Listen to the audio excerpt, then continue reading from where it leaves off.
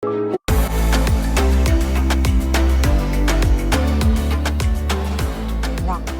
ทุ่มมันเวลานี้จ้ะ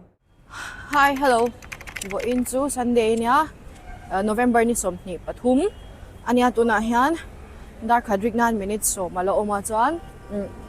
อินคงว่ากันตุ่มซาวังคานินบอยดำด้วยนะออกมาเสียอันนี้เนี่ยกันว่าอินคงช้ำโดนนะฉันจะชวนตีตัวว่าก็อมแล้วว่าจิงอ่ะแต่คานินfruits เวลกันว่าเปียจ้ะชวนนั้นไปเลยงะเดี๋ยวนี้จู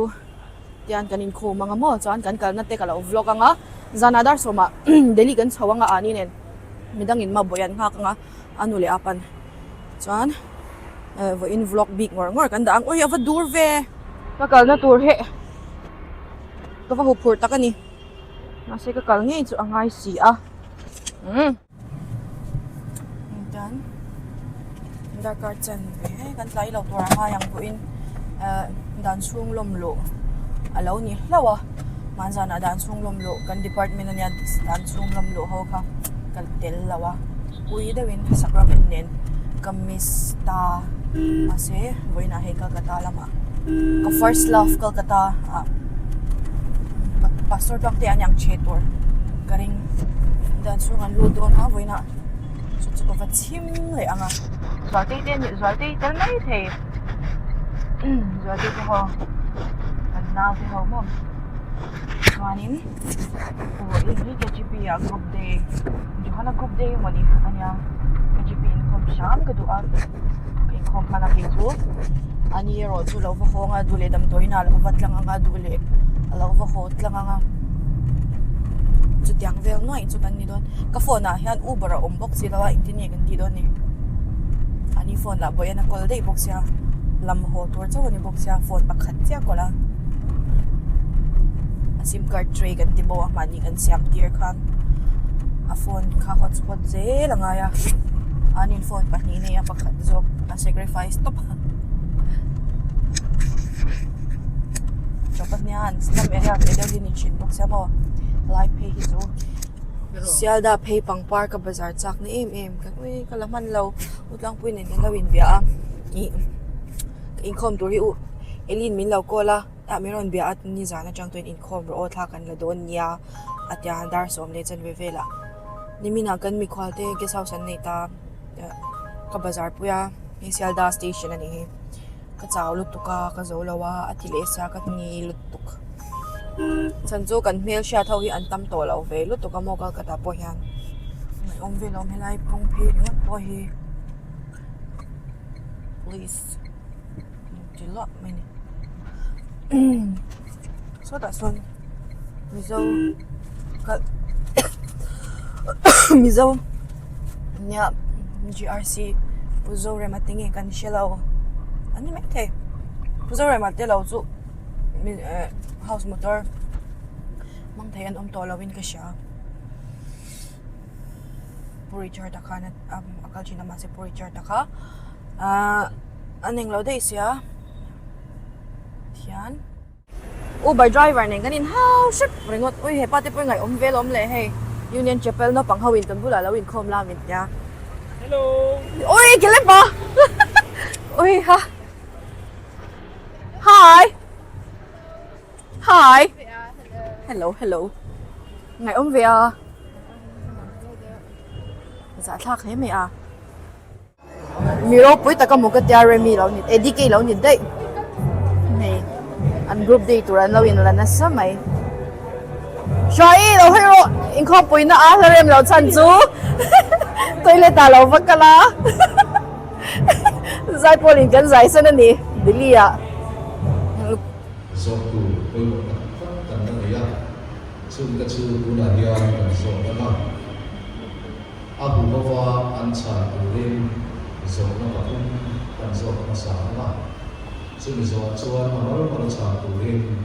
ส่งนักป่าเป็นส่งสิตอนอันนี้อารุณชาติที่ส่งมาเป็นส่งตั้งมา Income ban vlog zoi refreshment na omaso KGP in sumtuak nan bong sarep Uti Alalutuk oh Thế Doing what? Dapat may tuy doon beso. Box G. Branch leader ni Ivan Tintakim. Kamahi.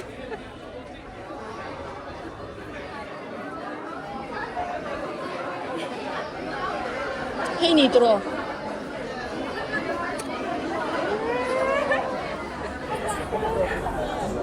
Ansem tu ye may kalalaw thay lo. Kay GP ho na tan na bulake ay velering out. Hey conductor stop LD ah. Utay lo babay log te. Kaflok ay i-angkad lo tu. Ani shall thay eh Sunday lo sumtong na hunang hay sila wa hey. Ani shall thay lo. Hey kata ni lo mi kati panihi adang paningay LD. Ông to lâu, vóc sa rep. Nên phi of man lai zai thia min hei bong sa min ro cha ve a. Kan king ange. Dili a kan ken sa bang bang ange min man em lawang. Ku David an MS kan na le ubya ka te ta unen si te ta to tho zo thon so ama so. Avar ha so. Ngi ngi ina la na ngai. Ta hian. Ai so MK. MK. Anya ta nu ho in bu fai cha man lo sembok an lo lebok. Anh buổi tốt anh là choáng thì mềm này ông nó to cái ta nào xia mà đi khá nữa là bây giờ bung còn nữa là bạn nè biên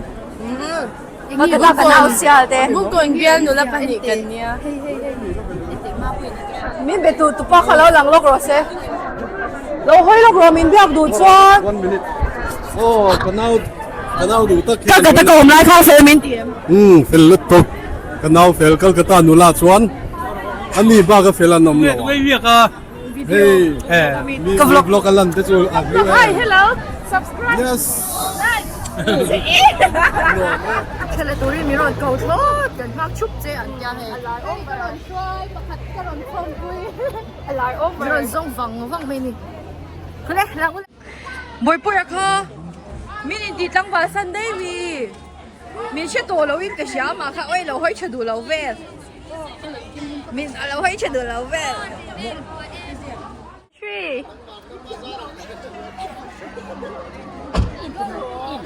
cái rồi cái đồ ai mai nó table là cái dụng bắt chua lệ vùng mấy hello guys mà anh đi ra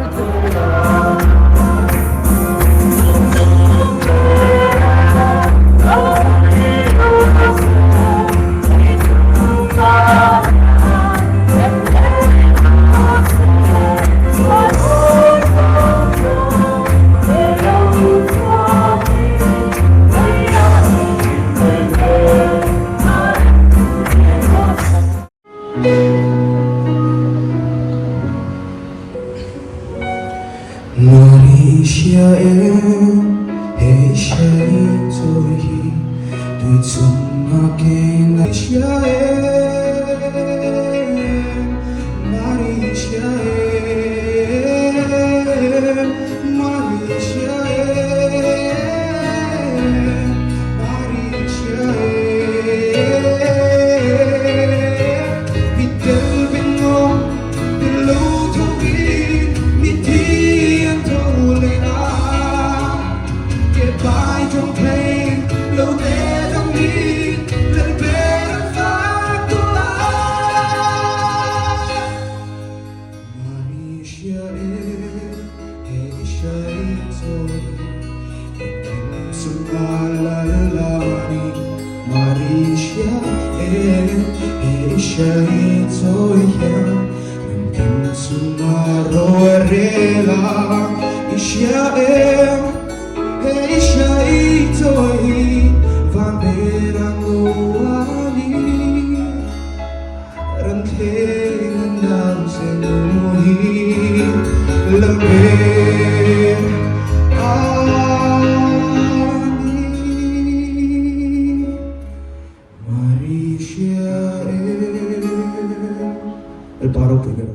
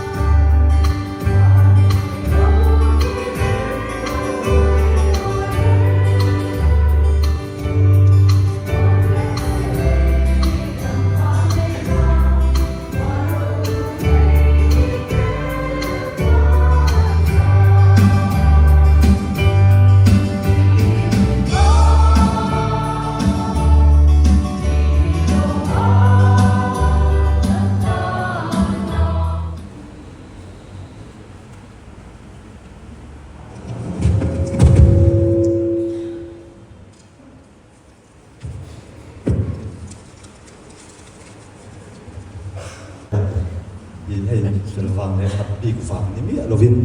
เทียนของไอ้นาซาระจงให้นักรบลีดาราเป็นข้างกับผู้เราเป็นเจนี่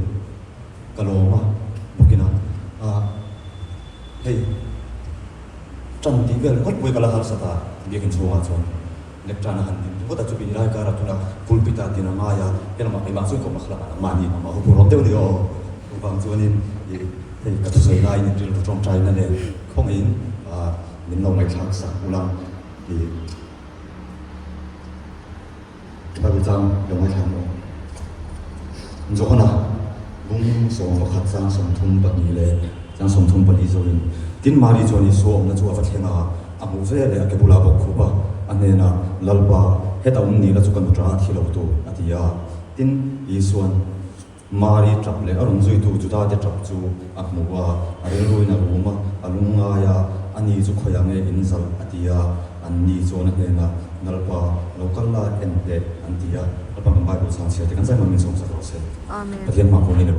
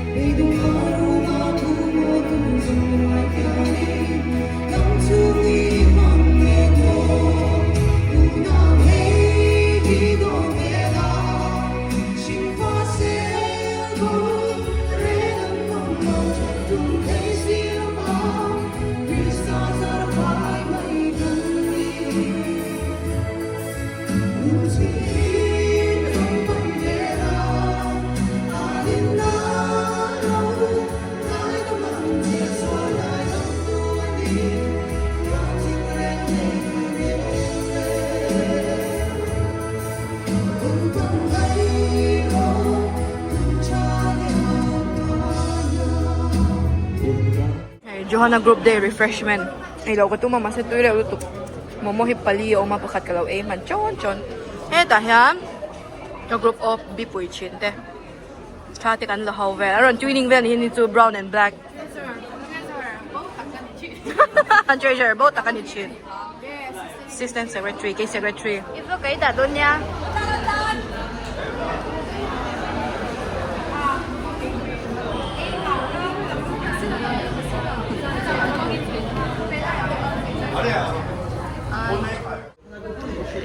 Johanna group khalate an boy mama phone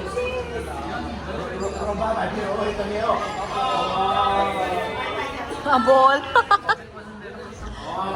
oh nula nen si la rem rati oh amoye imoy lo ani mami kan ho pui tu rem lal faka kan langak wala shat rem lal shat na rem lal faka tahanin oh hemi te pani an poi mo lutuk in khom bang he dam doi nak ka lo zwa ka vlog man lo vlog po han ani in thak na le ani kan lam me ka ani hi he afon hi ka call box ya ka naw in akola chan kan lang ha kan hi ma kan ho zaw box si lawa call thei si lawa bol thak top sani kan flight dar so mani sia dariat vela chanin kan theng du to sia airport 7:30 chuan in book fel nge ngai do na mo kapuar mai sia ke la chu ko refreshment e back in refreshment khat tui box ya oh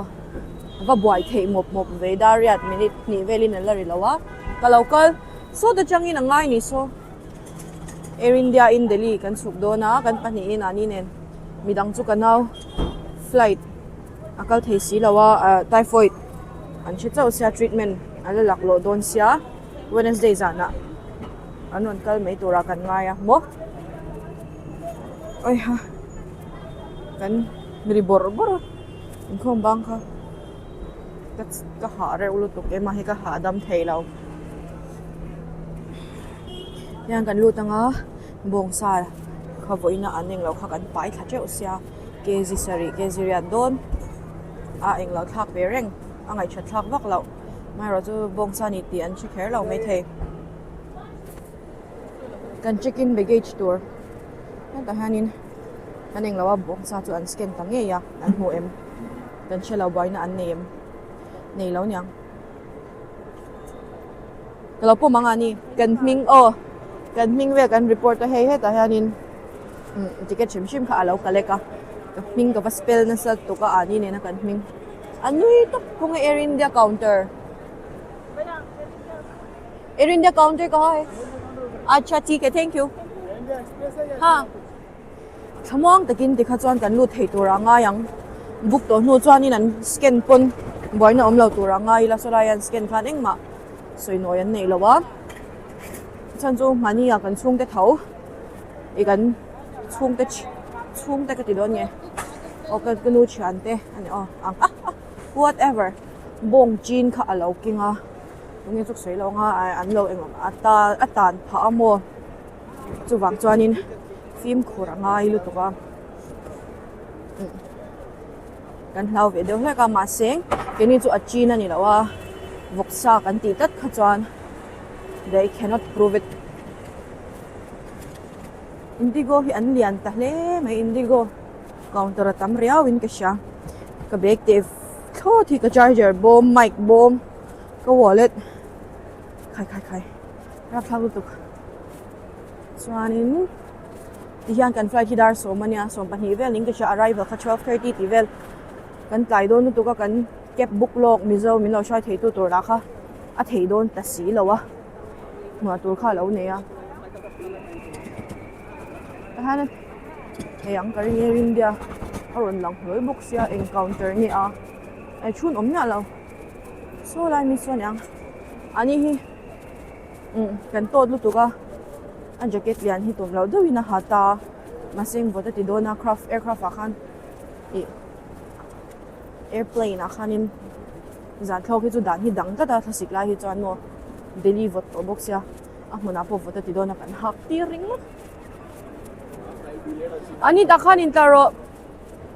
ni ta hian in taro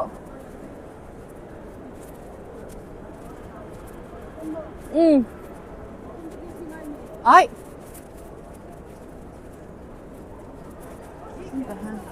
ngay trên thì có vlog bể lâu mình cậu về lại cái đoạn có hỏi tụi cái mà hi oleh cái rồi là gate 25 à số là mà ô ta khen 21 cái hắn mua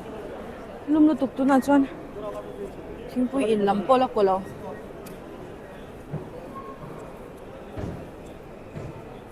Kolkata airport hi chu van thing tak hai sai na son en lo kang myang ni engi hi Sox Express ti te hi taluchak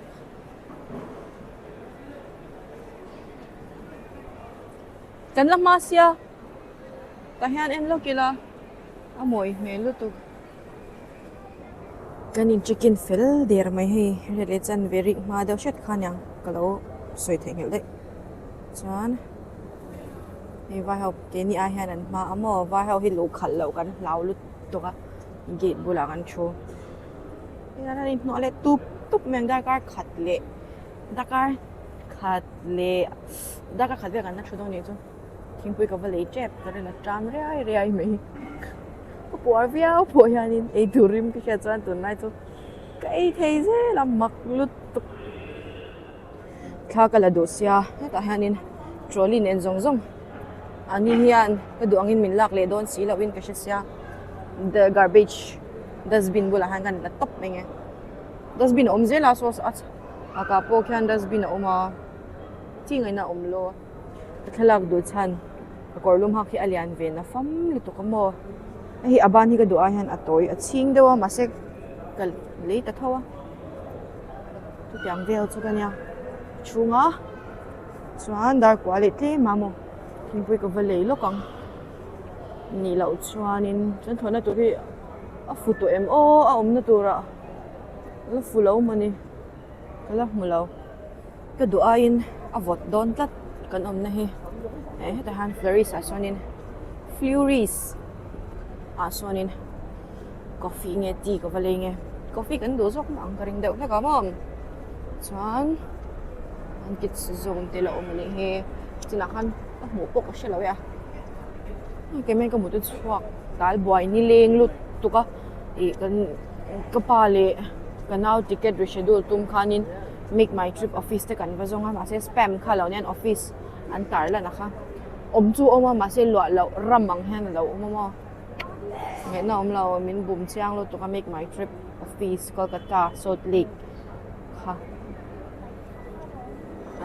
anh tầm xuống hết ha thì son cái order ta mà xem những lâu này so machine này so anh indon so small size nha ang zaman nghe dan lâu en ang bila oh bila này kina cái kinh xem lâu ta son mình đã sạc luôn so cup mình à ha होगा हो जाएगा kabor lut to ka vlog sham du bok sia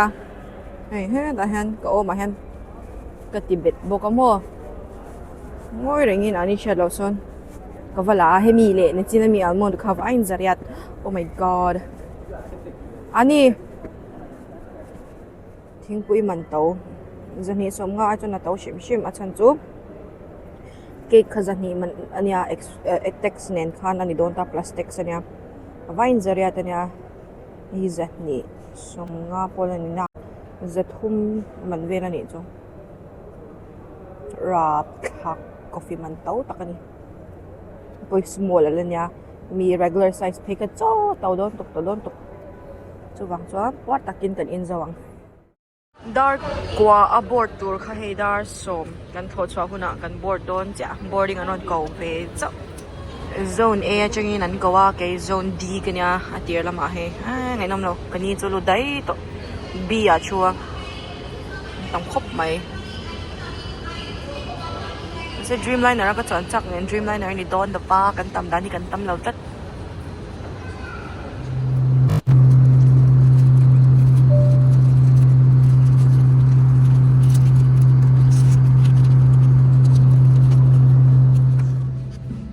pani le chan vepel shet khan kan chuma hela kan pitai te local ngadinge north hello mi inor hello mi va mak chot ve Delhi terminal 3 ka hne na chu kal tur hi a thui vong lut tu ka he tian kan chhuak chho che a craft atangin ha phang tu green eye ni I aluma t-shirt te ka phel I an warmer an neng lo ni garing a trolin no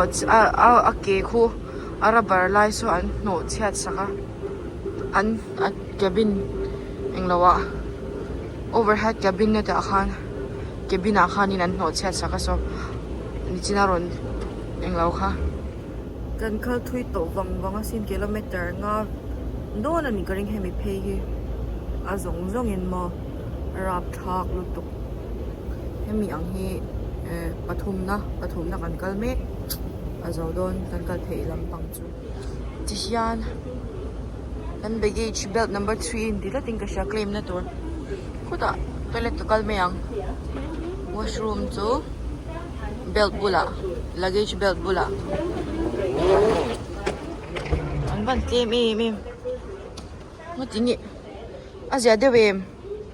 pakhat kha he lampang kha rabarat chhuak turn te so lampang so khu lakdoni Delhi airport khan chuan Delhi airport ani ti shat na ha he ta han lak ni ngai kha hi mo lai nge ni top ya park felila chuan ai kana mi tur kan lalo ka nge ka washroom kal tur hoi mia lawin so toilet sign ason lu ka tum very ngo ta so lai sonin an under construction work in progress ti indara so mai cha lo ni mela oi 25 to 10 madam gents an lo ta ka zakreu lutok kan kho chu ni se ka zak mo tang vai ne ka zak lo mai ka zak lo der terminal 3 chu nom ve a ma te hi mo terminal 2 hi 3 chu alim ra ul tu ka parcel big ashana chwana kha omin ka shere ngani so ta song ka ba mo det emi bel ta hian ani veila ma hian a omin ka sha so lai son